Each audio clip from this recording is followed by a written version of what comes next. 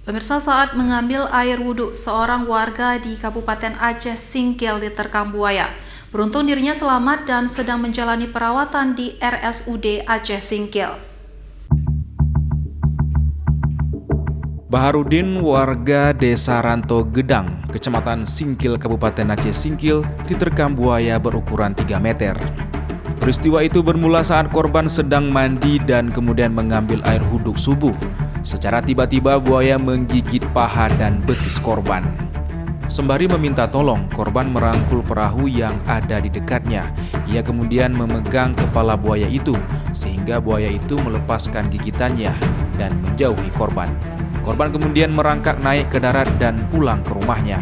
Korban dibawa ke Puskesmas Singkil, kemudian dirujuk ke Rumah Sakit Umum Daerah Aceh Singkil untuk mendapatkan penanganan lebih lanjut. Wudhu, ketika saya ambil sendoknya balik ke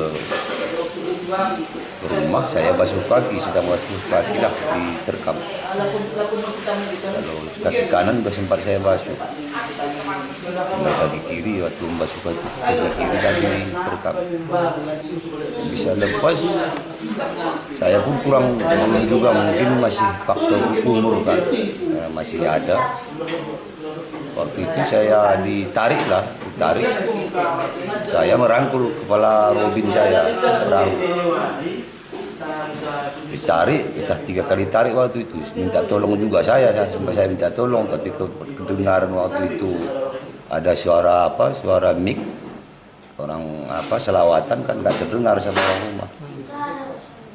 Ya ketika waktu itu saya menjerit, datangnya dilepaskan. Lepas itu saya merangkak ke darat. Saat ini korban telah dioperasi dan kondisinya mulai membaik. Namun korban masih harus menjalani perawatan di rumah sakit. Sementara itu buaya memang kerap terlihat di sungai sekitar lokasi kejadian sehingga membuat warga resah. Bahkan tak jarang unggas peliharaan warga menjadi korban. Dari Kabupaten Aceh Singkil, Suparman Munte, iNews melaporkan.